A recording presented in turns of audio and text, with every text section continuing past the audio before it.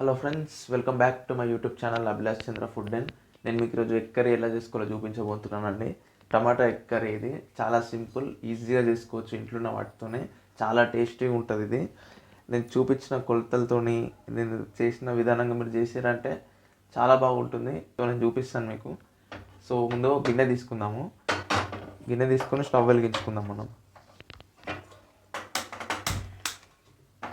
2.5 పావుల నూనె ఇది. నూనెను కాగనియాలి కాసేపు. 3 మీడియం సైజ్ ఆనియన్స్ వేస్తున్నాను. ఉల్లిగడ్డ ఇప్పుడు పింక్ కలర్లోకి వచ్చింది. ఇప్పుడు ఇందులోకి చిటికెడు పసుపు వేస్తున్నాం. మనం టీ స్పూన్ అల్లం వేస్తున్నాం. పసుపు వేసాను, ఇప్పుడు అల్లం వేస్తున్నాం. అల్లం వెల్లుల్లి పేస్ట్ ఇది. సో ఇది పచ్చివాసన పోయే వరకు ఈ ఉల్లిగడ్డలో కలిపేద్దాం దీన్ని.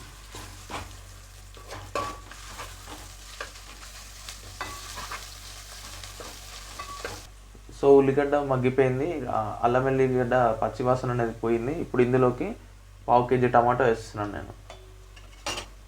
1 కేజీ టమాటో. పొటాటోస్ కానీ, టమాటోస్ కానీ, క్యాబేజ్ కానీ, కాలీఫ్లవర్ కానీ ఏంటంటే అది ఎంత చిన్నగా, ఎంత డీసెంట్గా ప్రాపర్ సైజ్ కోసినట్టయితే మంచిగా అయిపోతుంది అనమాట. ఈక్వల్గా ఇట్లా ఎక్కువ తక్కువ లేకుండా సమానంగా కూర్చున్నట్టయితే అది మంచిగా ఉడకడం, మసాలాలు మంచిగా పట్టడం, చాలా టేస్టీగా వచ్చేస్తుంది అనమాట ఫుడ్. సో టమాటా వేసాక 2 నుంచి 3 నిమిషాలు ఉడకనిద్దాం ఇట్లనే. సో టమాటాలు ఉల్లిగడ్డలు కలిసిపోయినాయి. సో ఇప్పుడు ఏంటంటే ఒక 2 మినిట్స్ లో ఫ్లేమ్లో పెట్టుకొని మూత పెట్టుకొని ఉడికించుకుందాం.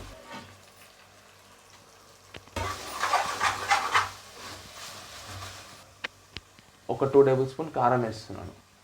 1 టీ స్పూన్ గరం మసాలా వేస్తున్నాను.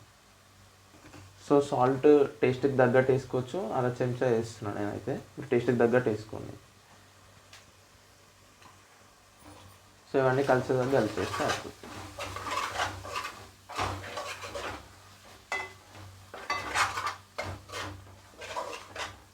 సో యాక్చువల్లీ ఏంటంటే స్టార్టింగ్ ఎందుకు వేయలేదంటే ఇవన్నీ ఈ కారం అనేది అడుగంటేస్తుంది. ఈ మూత పెట్టినాక 2 మినిట్స్ కారం వేయడం వల్ల ఏమైందంటే దీన్ని పట్టేస్తుంది మొత్తం. గిట్టు పోవాలి ఇలా ఇలా ఇలా. సో ఇప్పుడు వేసుకున్నట్టయితే ఏముండదు. ఇప్పుడు ఎగ్స్ వేస్తాం కదా, అందులో కలిసిపోతుంది. గ్రేవీ కోసం 2 కప్పులు వేస్తున్నాను వాటర్.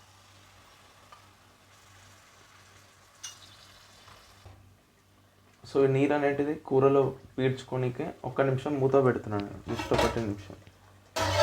సో ఇందులోకి 3 ఎగ్స్ తీసుకున్నాను. సో ఎగ్ అనేది డైరెక్ట్ ఇలా కొట్టేసేయడమే. మంటని లో ఫ్లేమ్లో పెట్టుకోవాలి. డైరెక్ట్ కొట్టేసేయడమే.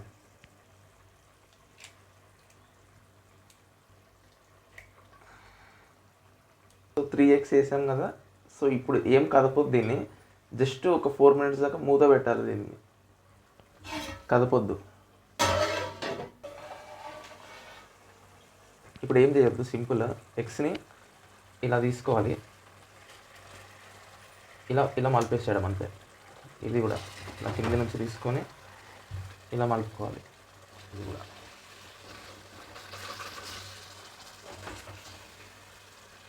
ఇలా మలిపేసుకోవడం. సో ఒక 2 నిమిషాలు మూత పెడితే అటు సైడ్ కూడా ఉడికిపోతుంది. ఒక 1-2 మినిట్స్ పెడితే చాలు, ఉడికిపోద్ది. సో మీరు అనుకోవచ్చు, అరే ఏంది కొట్టేసిండు గుడ్లు, మరి కౌసు వాసన రాదా, అది నీసు వాసన రాదా అని అనుకోవచ్చు. అలా ఏం రాదండి. మీరు అస్సలు కంగారు పడొద్దు. చాలా బాగుంటుంది ఇలా చేసుకుంటే. అది ఉడికించుకొని మళ్ళీ అది పొట్టు తీసి ఇట్లా వండుకొని అందులో వేసుకోవడం పెద్ద ప్రాసెస్ అది. ఇది ఇన్స్టెంట్గా అయిపోతుంది మనకి. సో ఇప్పుడు 1 మినిట్ మూత పెట్టేస్తే సరిపోద్ది. లో టు మీడియం ఫ్లేమ్లో పెట్టుకుందాం మంటని. సో తీసుకుంటే కర్రీ అయిపోయిందండి. రెడీ అయిపోయింది కర్రీ. ఉప్పు, కారం, అల్లం, పసుపు, గరం మసాలా వేసినాం అంతే.